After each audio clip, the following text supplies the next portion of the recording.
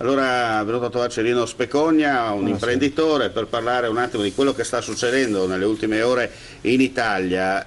Una sua battuta, Specogna, perché lei non è solo una persona che parla chiaro, ma conosce anche bene l'aspetto costituzionale. Non ha fatto diritto, però No, insomma non è che parla così a sproposito, no, su certe cose. Secondo il suo punto di vista, quello che è successo con il mancato incarico del governo Conte e di conseguenza lo scioglimento, no, dell'alleanza Lega 5 Stelle, secondo lei è più un errore diciamo così, di pragmatica da parte del Quirinale, oppure i poteri forti hanno forzato la mano per arrivare a questa situazione? ma diciamo che c'è un contesto abbastanza complicato, cioè le ultime elezioni hanno portato più che altro ad un discorso di europeisti e anti-europeisti o euroscettici. Questa è piuttosto la divisione che si è venuta a creare.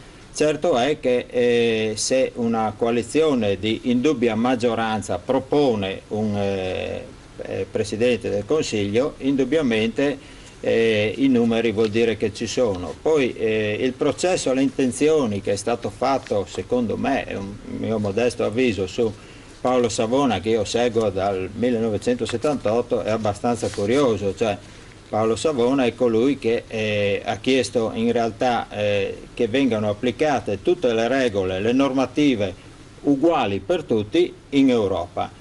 E ha detto: informiamo gli italiani in modo tale che tutti siano coscienti di cosa andremo a chiedere all'Europa, cioè a pretendere il rispetto delle regole, ed era il famoso piano A.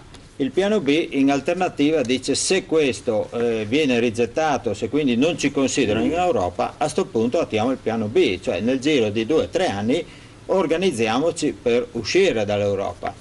E questo in realtà non è successo, forse non succederà mai, perché è stato bloccato il discorso. Cioè, in realtà bisogna dire che adesso sarà, non so se neanche è corretto, perché ad esempio l'articolo 93, il Presidente del Consiglio dei Ministri prima di assumere le funzioni prestano il giuramento, ma precedentemente il 92 dice: il Presidente della Repubblica nomina il Presidente del Consiglio dei Ministri e su proposta di questo i ministri. Quindi anche la Costituzione, diciamo, dà adito ad interpretazioni. Diciamo così, ci sono stati anche qualcuno attraverso Facebook che ha detto: ma però già nei passati addirittura si è tornati indietro a Gronchi quando bocciò con Scelba, poi Pertini disse di no a Cossiga per un ministro, stessa cosa, via dicendo. Addirittura c'è chi fece il famoso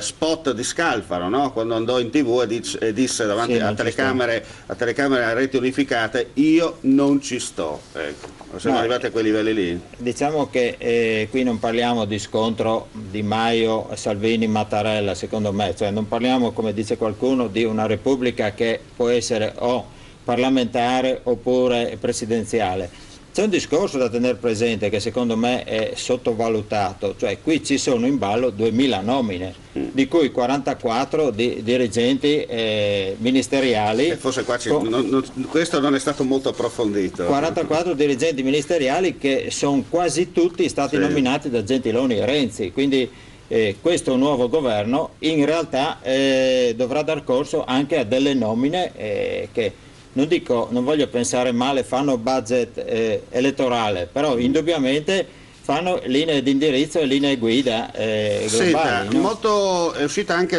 diciamo così, la presa di posizione di coloro che nel dicembre del 2016 si erano battuti, si erano stracciati le vesti insomma, per far passare il sì, no? Oggi ti dicono: ah, avete votato il no, state zitti, se all'epoca si faceva così le cose cambiavano. Invece, se andiamo a guardare bene, all'epoca a Renzi conveniva fare questa operazione per un semplice motivo, perché se la Camera non aveva i numeri, al Senato i numeri ce li aveva, no? Certamente. Col fatto del Senato delle Regioni, con quasi 16 o 17 presidenti di regione pro PD, che avrebbero comunque salvato capre e cavoli nel caso. Allora forse saremmo ancora in quella cosa ancora uguale, uguali adesso, cioè non è che non cambiava granché, no? Perché no, cambiava solo la forma, ma l'odore era sempre quello. Ma no? diciamo che addirittura se andiamo a guardare a ritroso, nell'ottobre, se non vado errato, 2016 sono stati fatti i famosi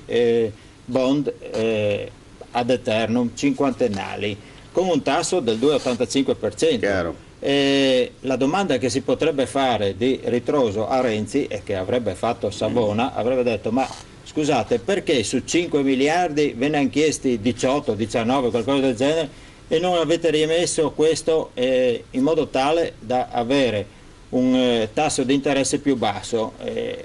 Potevamo rinegoziare anche molto di più. Cioè, di solito il cittadino normale, se calano i tassi, va in banca e rifà il mutuo.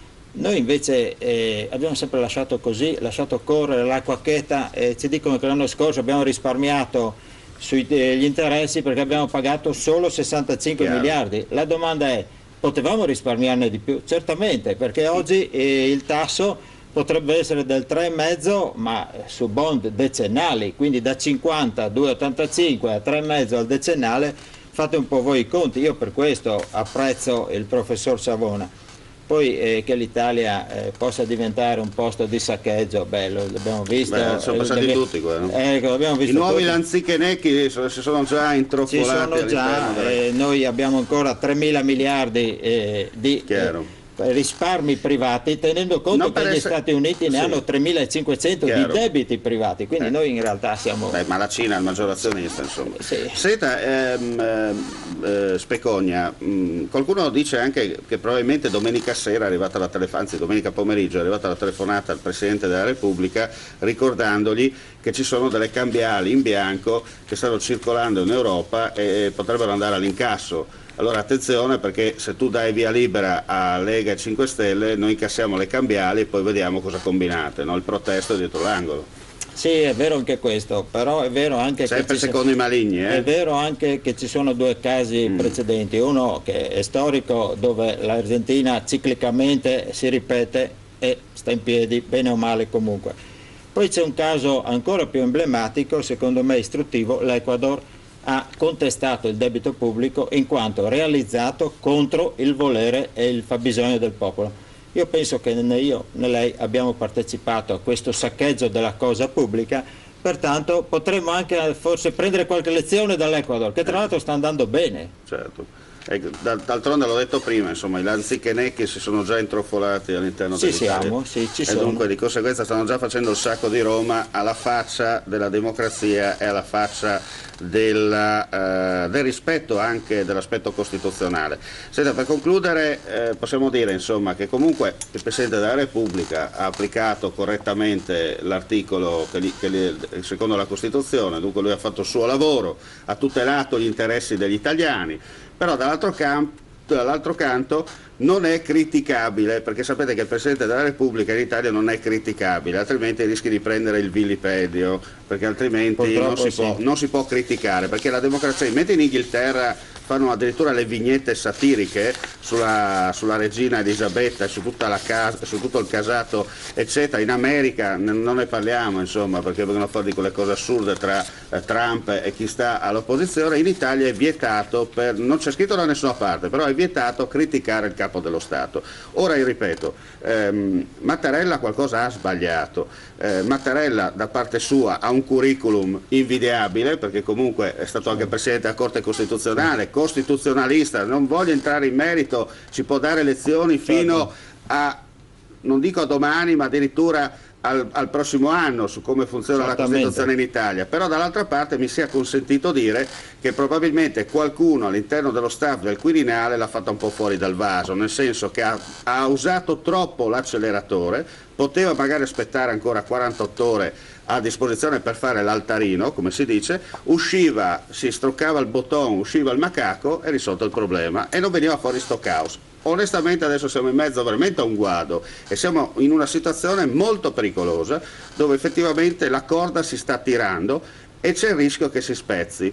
Ora il messaggio che viene lanciato alle forze politiche è questo: finalmente fate i politici. Una volta avevamo politici con i cosiddetti, adesso purtroppo, è brutto a dirlo, abbiamo cosiddetti che fanno i politici. Allora, la parola è la stessa, il significato però cambia in base a come viene interpretato. Allora non vorrei che il secondo caso mi dia ragione, e purtroppo questo si vede. Allora, cari politici, fate i politici, perché quella roba là in mezzo alle gambe ogni tanto, soprattutto nella parte maschile, se si strenzmasse a fa mal, no?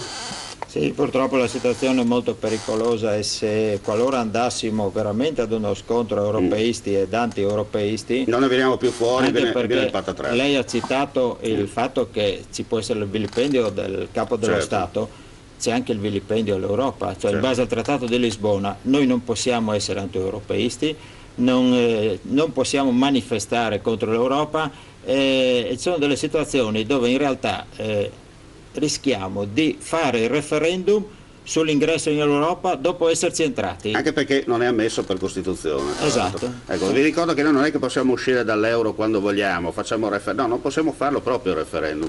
Allora, fin quando ci scaniamo su Facebook, vabbè, virtualmente va bene, ma usiamo il cervello quando serve, perché altrimenti veramente siamo con il deretano per terra, ecco, non dico altro, mi fermo qui. Purtroppo il concetto è valido. Ecco, perché una volta avevamo politici con i cosiddetti, adesso purtroppo abbiamo i cosiddetti che fanno i politici. Grazie al nostro ospite, grazie a voi gentili amici e amiche per la visione all'ascolto.